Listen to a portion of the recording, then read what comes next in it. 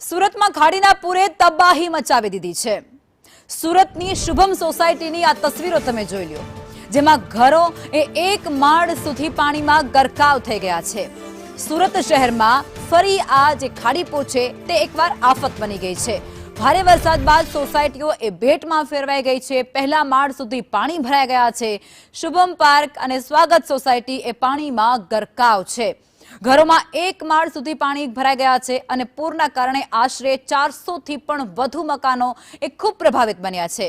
ગત વર્ષની જેમ આ વર્ષે પણ જનતા લાચાર બનીને જોઈ રહી છે। સુરતવાસીઓની મુશ્કેલીમાં ભારે વધારો થયો છે।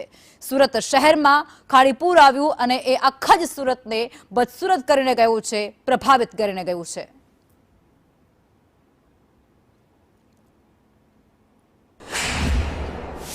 સુરતમાં ગઈકાલે વરસાદી પાણીએ લોકોને હેરાન કર્યા હતા, ત્યારે હવે ખાડીપુર આવ્યું છે। સુરતના સરથાના વિસ્તારમાં વાલમનગર અને શુભમ પાર્ક સોસાયટી છે, તેના 400 જેટલા મકાનો છે તે આખા પાણીની અંદર ગરકાવ થઈ ગયા છે। છેલ્લા 2 દિવસથી તે લોકોના ઘરમાં એક માળ જેટલું પાણી છે। લોકોને સહી સલામત સ્થળે ખસેડી નાખવામાં આવ્યા છે અને જે લોકો બચ્યા છે તેને પહેલા માળે જવા પર કહેવામાં આવ્યું છે। જોઈ શકાય છે કે અત્યારે લોકો ઘરની અંદર કેદ થવા પર મજબૂર થયા છે। આ જે પાણી છે તે ખાડીપુર આવ્યું છે સરથાના વિસ્તારમાં। આખા વિસ્તાર છે તે ખાડીપુરથી ત્રસ્ત થઈ ગયો છે અને લોકો છે તે હેરાન પરેશાન થઈ ગયા છે। જોઈ શકાય છે કે અત્યારે પણ લોકો છે તે રાહ જોઈ રહ્યા છે આ પાણી ઉતરવાની। જે રીતના વાત કરીએ તો પાણીનો વહેણ પણ સતત જે કહેવાય કે વધી રહ્યો છે અને લોકો હેરાન પરેશાન થઈ રહ્યા છે। ત્યારે લોકો સાથે વાત કરીશું।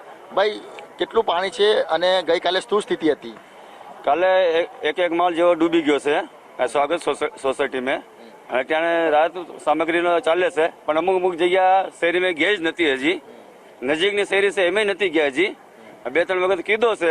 કોઈ માણસ તો એમ કીધું જો મત આપ્યો છે ને એને અહીંયા પોગાડવાનો છે, તમે થોડી મત આપ્યા છો।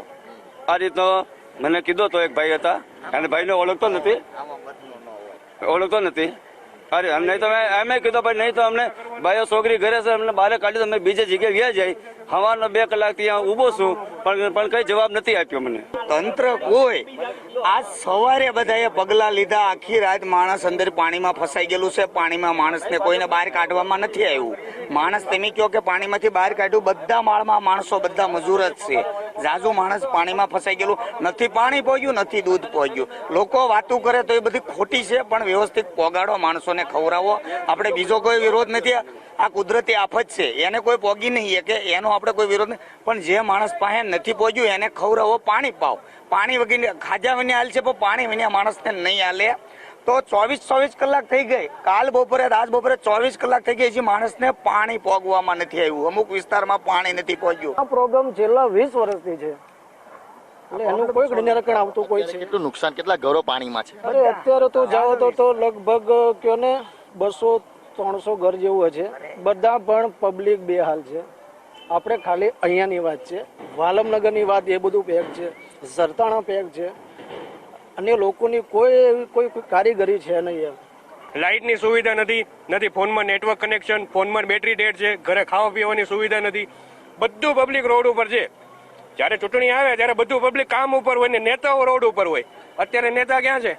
રોડ ઉપર કોઈ નથી દેખાતું। જો પબ્લિક રોડ ઉપર આવી શકે તો નેતા પણ આવી શકે ને।